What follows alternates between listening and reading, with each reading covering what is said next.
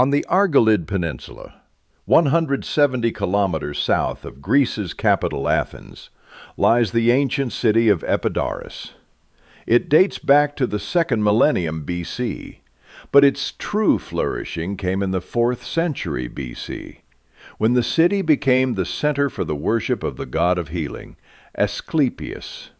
As one version of the myth suggests that Asclepius was born in Epidaurus. The temple of Asclepius, built in the city, attracted throngs of pilgrims, and this boom continued for several centuries. Several buildings were constructed in the city, forming a whole complex of religious, medical, and spiritual institutions to serve the pilgrims. The city's prosperity came to an end after the Goths attacked, and definitively in 426 AD, when Emperor Theodosius II closed the temple of Asclepius, along with other pagan sanctuaries. After the earthquakes of 522 and 551, the population abandoned the city, and the remnants of the buildings were buried under the earth. Archaeological excavations began in the late 19th century, and today, a significant part of Epidaurus has been unearthed. So, what can we see today in Epidaurus? The first and foremost is, of course, the main building, the Temple of Asclepius, known as the Asclepion. It was built between 375 and 370 BC, on the site of an older temple. The temple was rectangular in shape, surrounded by a colonnade on all 4 sides. The front and rear facades had 6 columns each, while the side facades had 11. However, only a few meager ruins remain of the temple itself. We can make conclusions about how impressive the temple once was from the elegant sculptures that adorned it. Many of these sculptures are displayed in the adjacent museum on the monument's grounds and in the National Archaeological Museum of Athens. Since a significant number of illnesses were and still are psychosomatic, there were many cases of miraculous healing, or at least substantial temporary improvement, which, as you can imagine, led to even greater popularity of the sanctuary and increased the flow of pilgrims. To accommodate them, a building resembling a hotel, known as the Katagogion, was constructed. Even by today's standards, the size of this building is quite impressive. It was built from raw brick and had 4 internal courtyards with peristyles, around which 160 rooms were arranged over 2 floors. Next to the temple of Asclepius is the so-called Tholos, a small, round temple with a colonnade, built between 360 and 330 BC. Beneath it lay a labyrinthine underground chamber, which, according to legend, was the subterranean dwelling of Asclepius. Beside the Tholos stands another building which is the most important from a medical standpoint. In antiquity, it was called the Encoimpterion, or Abaton.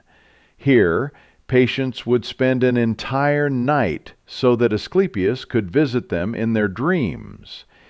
In the morning, the patient would recount their dream to the priest, who would interpret it and prescribe treatment based on the dream's meaning. The priest would keep a kind of medical record where information about the symptoms, the course of the illness, treatment, and the results of the medical interventions would be recorded. The treatment complex also included various gymnastic procedures. For this purpose, a palastra, a gymnasium, was built, where patients engaged in physical exercises. Additionally, athletes warming up for the sports competitions held in Epidaurus also used the palastra. A stadium was constructed for these competitions. The stadium had a rectangular layout with a preserved underground entrance along the northern side, a starting line marked by stones, and pools for the athletes bathing on the sides. In Roman times, an odeon was built, a venue for singing and musical competitions where hymns to Asclepius were also performed. Luxurious Roman baths, thermae, were constructed, and visiting them became part of the patient's recovery program. The most remarkable and well-preserved structure in Epidaurus is the amphitheater, which could seat 14,000 spectators. The theater was designed by the famous architect Polycletus the Younger.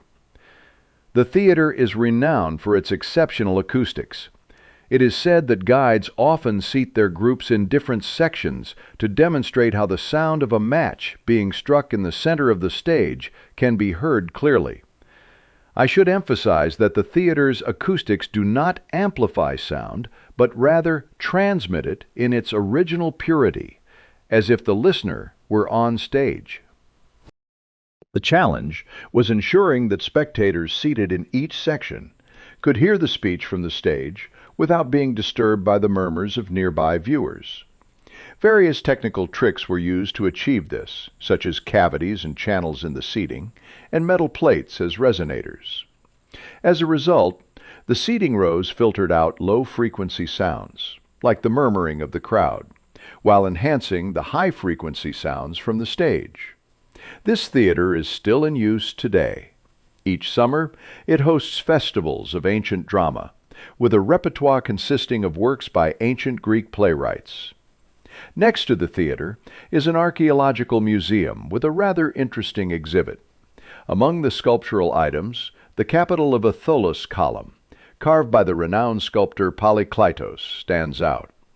The museum boasts a large collection of surgical instruments, found in the Asclepius sanctuary, dedicatory inscriptions made by healed individuals, and votive offerings, stone images of healed body parts that the ancient Greeks traditionally donated to the temple after recovery.